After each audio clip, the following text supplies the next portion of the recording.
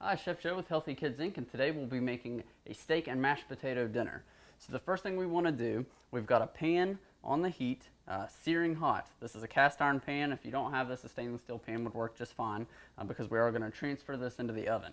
So we've also got a pot of boiling water on and our oven preheated to 400 degrees. So you can have all that going while you're getting everything set up and ready to go.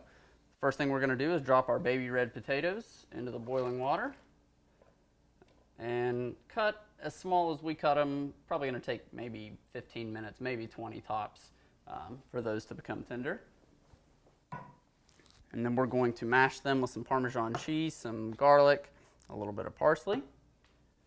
Now we have some sliced carrots, some onion, and some broccoli that we've just drizzled with a little bit of oil.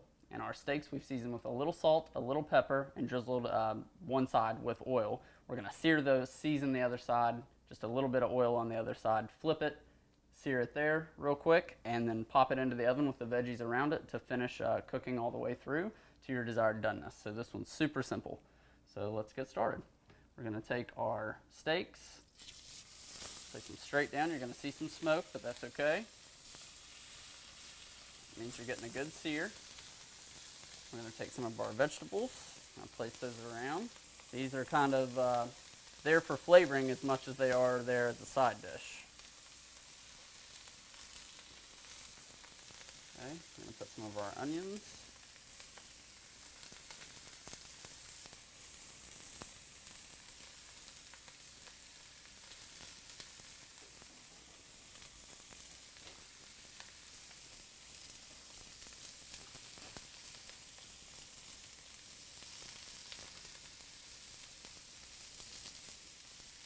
Alright, so while those are searing on that side, we're going to go ahead and season them on the opposite side. Sprinkle some salt on our vegetables as well. Do some cracked black pepper. And you'll see that I haven't put on the broccoli yet. I'm going to put it on in just a minute. Now, everybody's first instinct once they put a steak on a hot pan like this is to immediately mess with it. But to create that sear that we're looking for, you really want to leave it alone for 2, maybe 3 minutes tops, especially even with a hot pan like that.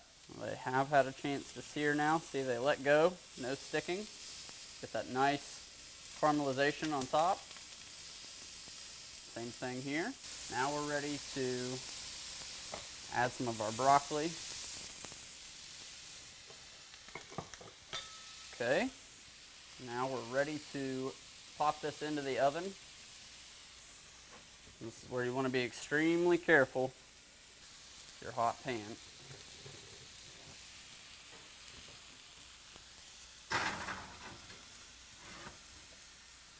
Okay, into the oven. And we're going to give those, because they're a little bit thinner than what our recipe specified, maybe 10 minutes, 15 tops to reach the desired doneness that we're looking for. So we'll check them with an instant read thermometer. And as soon as our potatoes done, we'll mash them up. So we'll be back in just a couple of minutes. All right, so our steaks have been in the oven for about 10 minutes. We're going to pull them out.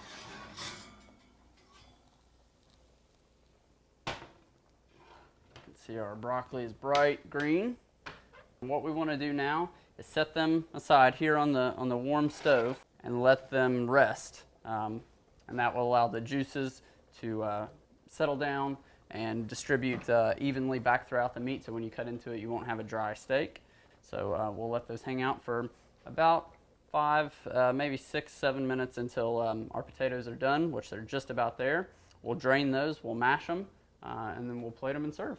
Alright, so our potatoes are tender, so we're going to drain them off. So in my bowl here I have a little bit of milk and a little bit of the cooking liquid from the potatoes that I poured off before they were done. Add our potatoes.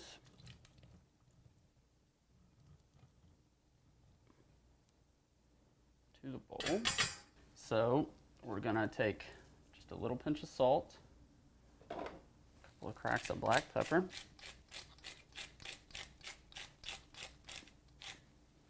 we have a few cloves of crushed garlic,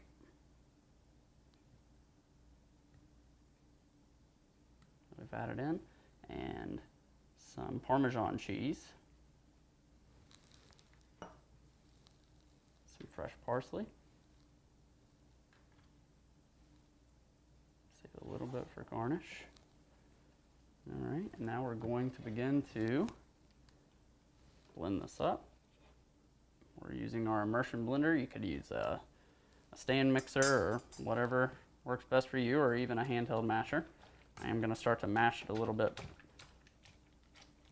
before I turn it on.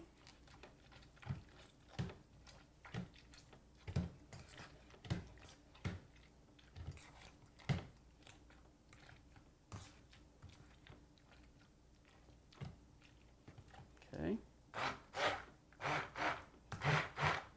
I'm just going to pulse it.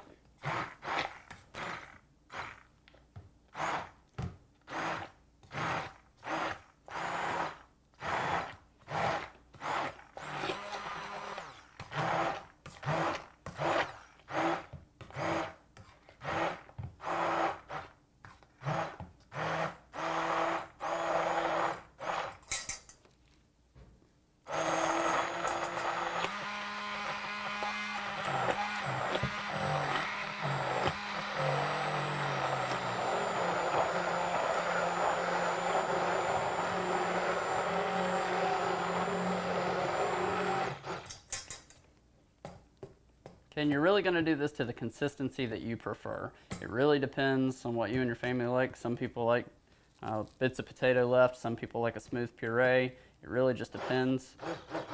I like to leave a little bit of texture. So everything's blended to a good consistency. We've got the nice colors of the red bits of the skin and the green parsley. So now we're ready to plate this up and show you the finished product in just a couple of minutes.